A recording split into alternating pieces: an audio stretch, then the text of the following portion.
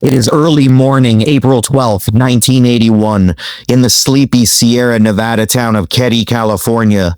A 14-year-old girl, Sheila Sharp, is walking back to her family's cabin after spending the night with a neighbor. It's just another Sunday in the mountains. But as Sheila climbs the steps of cabin 28 and pushes the door open, her life fractures into before and after. The living room is destroyed. Her mother, 36-year-old Sue Sharp, lies on the floor. Nearby, the body of her 15-year-old brother John, and close to him, his best friend, 17-year-old Dana Wingate. The three of them have been beaten, tied, and murdered with such violence that even seasoned investigators would later admit it was almost too much to describe. There is blood spattered across the walls. Furniture is overturned. A hammer and knife are on the floor, one bent nearly in half from sheer force. The victims' wrists and ankles are bound with electrical cords and medical tape. But the most chilling detail of all is what Sheila doesn't see. Her little sister Tina, just 12 years old, is missing. And in the next room, somehow untouched, three children, her brothers Ricky and Greg, and a neighbor boy, Justin Smart, are alive, sleeping through a massacre that could have lasted hours. This was the Keddie cabin murders, a crime so brutal, so bizarre, and so full of unanswered questions that more than 40 years later, it remains one of America's most haunting unsolved cases. To understand how this happened, you need to picture Keddie itself. Keddie wasn't really a town. It was a small cluster of cabins tucked away in the pine forests of Plumas County, California, about 150 miles northeast of Sacramento. It had once been a thriving resort in the 1920s and in the 30s. Families came to stay in rustic cabins, fish in the streams, hike the trails, and spend summers in the mountains. But by 1981, Keddie was in decline. The resort had closed down. The cabins were converted into low-income rentals. Many of the families who lived there were struggling, drawn by the cheap rent and the isolation. The railroad tracks still cut through the valley, but the glamour was gone. What was left was a quiet, sometimes eerie settlement, where neighbors knew each other, but the outside world rarely paid attention. The isolation made it both peaceful and vulnerable.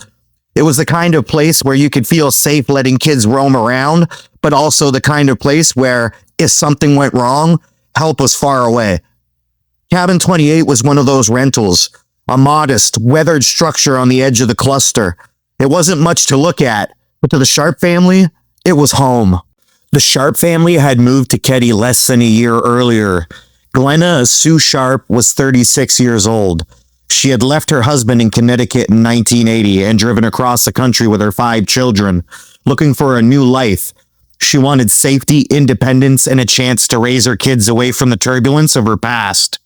Sue's children were John, 15 years old. He was her oldest son, tall, popular, and independent. He was close with his younger siblings and had a protective streak.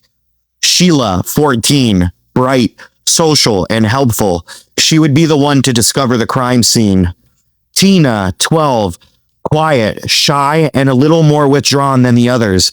She looked up to her mother and older siblings. Ricky, 10, and Greg, 5, the youngest, full of energy, often running around the cabins playing with friends. Money was tight. Sue lived on a small Navy pension from her ex-husband and food stamps. She was also taking classes, hoping to improve her future. Neighbors described her as devoted to her children, strict about their safety, and determined to create stability for them despite her struggles. Cabin 28 wasn't luxurious. It was drafty, with thin walls and creaky floors. But for the Sharps, it was a new start. No one could have imagined that within months of arriving, the cabin would become the site of one of the most infamous unsolved murders in California history. The evening of Saturday, April 11th, 1981, was unremarkable at first.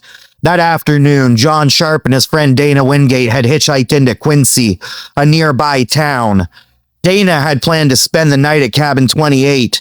They hung out in town, then returned home later that evening. Inside Cabin 28, Sue was with Ricky, Greg, and Tina. At some point, Tina visited the neighbors in Cabin 27, the Seabolts, before heading back home. Sheila, meanwhile, was across the street, spending the night with the Seavolt's daughter. By around 10 p.m., everything appeared calm.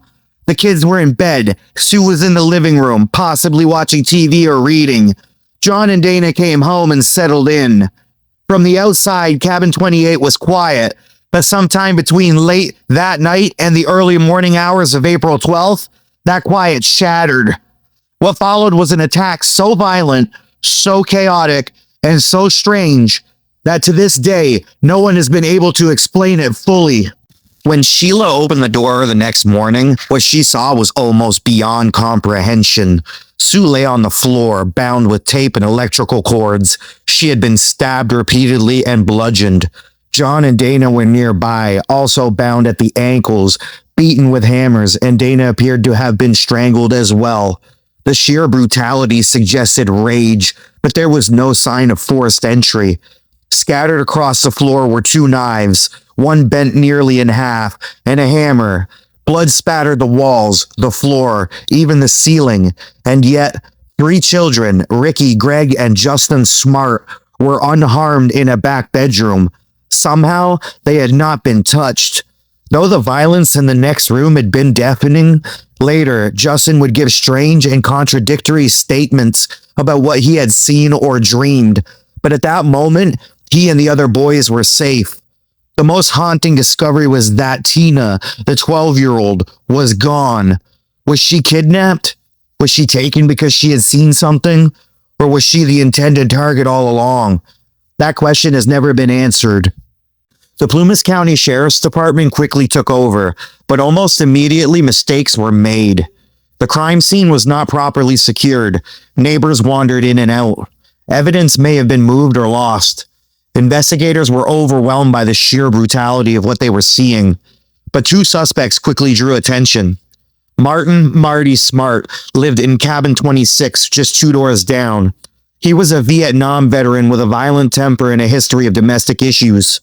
His friend Bo Bubaid, a much older man with a criminal past and rumored organized crime connections, had been staying with him. Both men had been seen in town that night. Both had reasons to dislike Sue Sharp.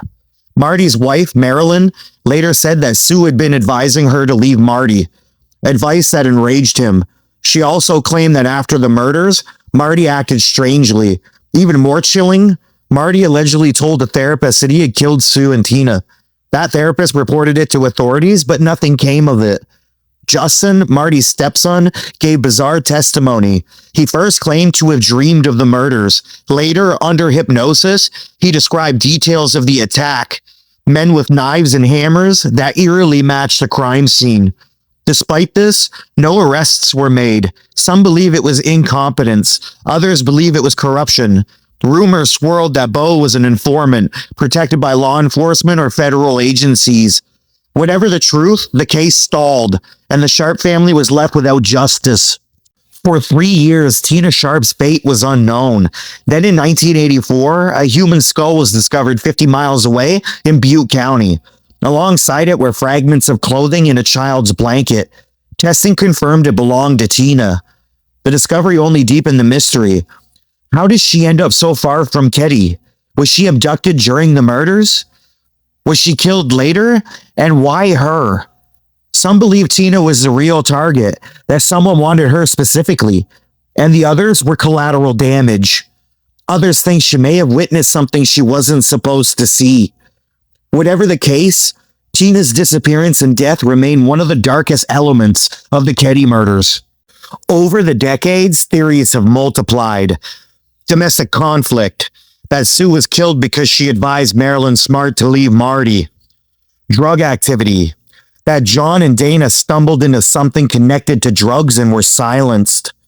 Organized crime, that Bo's connections led to a larger conspiracy and the murders were a cover-up. Targeted abduction, that Tina was the intended victim all along. In 2016, investigators revealed that a hammer matching the description of one missing from Marty had been found in a nearby pond. Forensic testing tied living suspects to evidence from the scene. The sheriff at the time, Greg Hagwood, stated bluntly, "We know who did it." And yet, No one has ever been charged. The Keddie cabin murders remain unsolved, but for many who have studied the case, the conclusion feels obvious. The brutality, the evidence, the confessions all point to Marty and Bo. So why wasn't justice served? Was it incompetence, a cover-up, or something larger and darker that no one wanted to expose? To this day, Cabin 28 no longer stands. It was demolished in 2004, but the story still echoes in Plumas County. Families still remember, and for survivors like Sheila, the trauma never fades. When Sheila Sharp walked into Cabin 28 that morning, she stepped into one of the most horrifying mysteries in American history. Her mother, her brother's friend, brutally murdered. Her little sister taken and later found discarded miles away. A community shaken and a case that remains unsolved. 40 years later, the question still lingers. Who killed the Sharp family? And why has the truth remained buried for so long? Maybe one day the answers will come. Until then, the shadow of Cabin 28 still hangs over Keddie. Subscribe if you enjoyed this podcast.